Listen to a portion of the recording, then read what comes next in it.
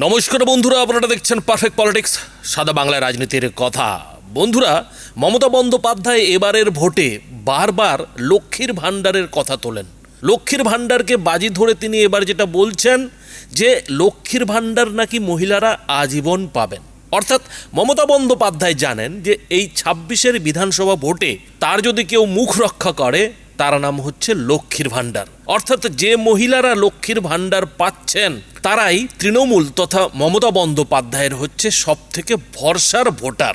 কিন্তু সেই লক্ষ্মীর ভাণ্ডারই পাওয়া যখন একজন ভোটার মমতা বন্দ্যোপাধ্যায়ের দিকে এগিয়ে গেলেন, মমতা বন্দ্যোপাধ্যায়কে প্রণাম করবেন বলে, মমতা বন্দ্যোপাধ্যায়ের একবার পা ছুবেন বলে, তখন যেটা দেখা গেল যে মমতা বন্দ্যোপাধ্যায় আটকে উঠলেন। এবং মমতা বন্দ্যোপাধ্যায় শুধু আটকে উঠলেন তাই নয়, মমতা বন্দ্যোপাধ্যায়ের সঙ্গে যে সিকিউরিটি, সেই মহিলা নিরাপত্তা কর্মী অর্থাৎ মহিলা সিকিউরিটি কিন্তু সেই মহিলাকে কোমর ধরে প্রায় টেনে বের করে দিলেন।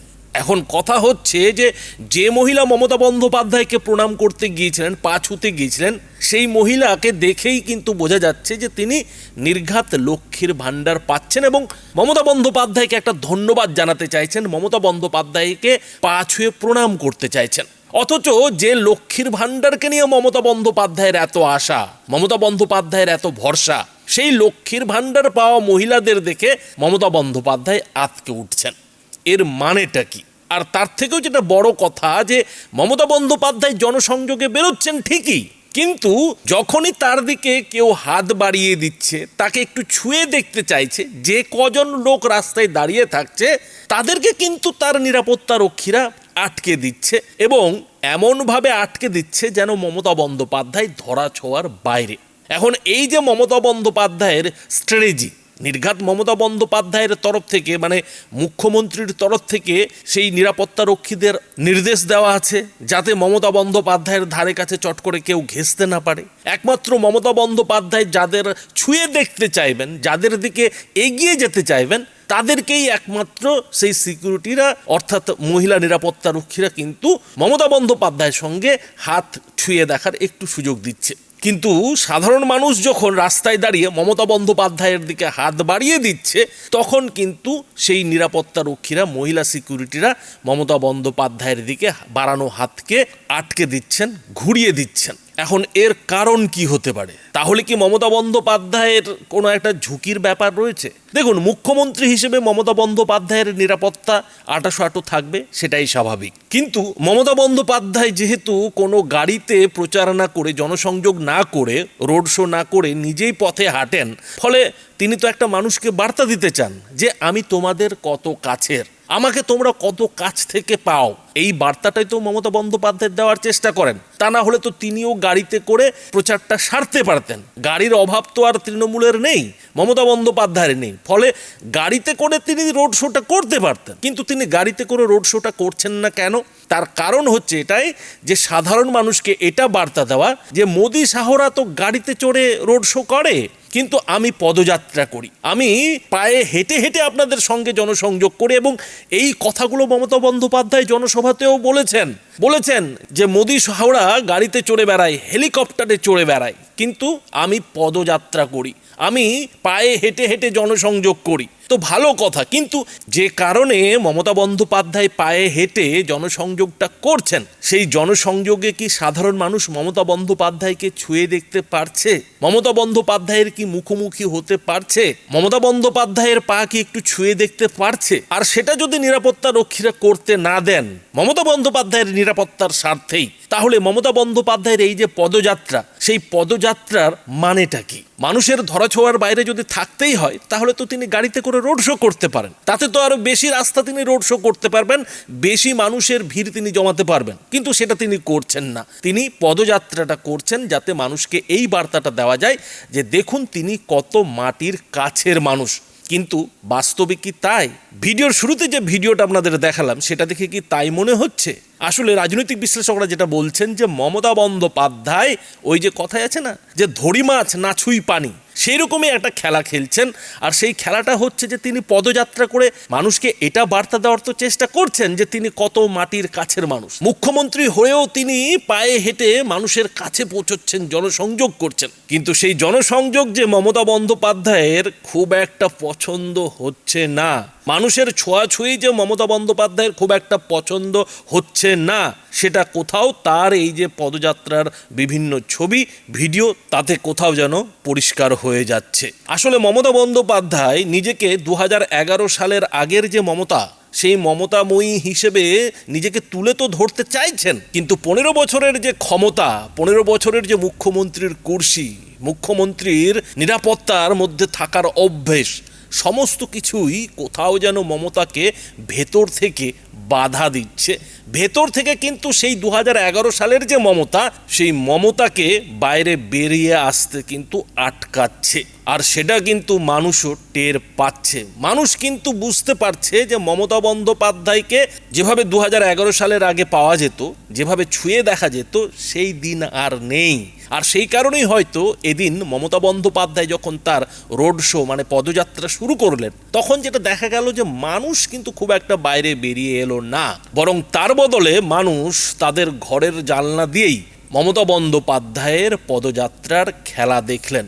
এবং সেই কারণেই মমতা বন্দ্যোপাধ্যায়কে এদিনের পদযাত্রার বেশিরভাগ রাস্তাটাই মাথাটা উপরে তুলে হাত জোর করে ভোটারদের কাছে কিন্তু ভোট চাইতে হলো। তার মানে কি এটাই যে মানুষ এটা বুঝতে পেরেছে যে মমতা বন্দ্যোপাধ্যায় পদযাত্রার নামে যে জনসংযোগের খেলাটা খেলছেন, যে নাটকটা করছেন, সেই নাটকটা আসলে পুরোটাই ভোট পাওয়ার খেলা, ভোটের খেলা। সেই কারণেই কি মানুষ নিজেদের বন্ধ ঘরের মধ্যে ওই জানলা দিয়েই মমতা বন্দ্যোপাধ্যায়ের দিকে তাকিয়ে নিজেদের দায়িত্ব সারছেন, নাকি এবারের 26-এর বিধানসভা ভোটে আসলে মানুষ মমতা বন্দ্যোপাধ্যায় থেকে দূরেই থাকতে চাইছে? কোনটা?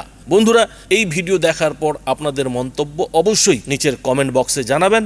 ধন্যবাদ।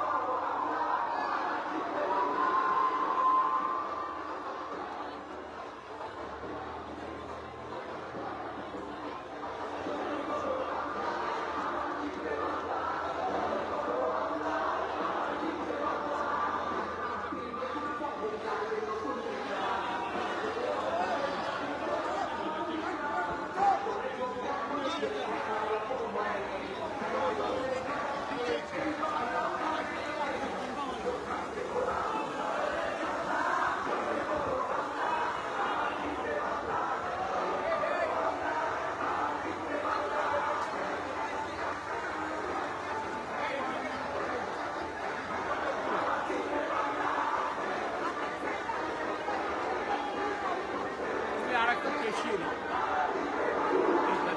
হ্যাঁ, এখানে এই স্যার আপনি এদিকে দিন।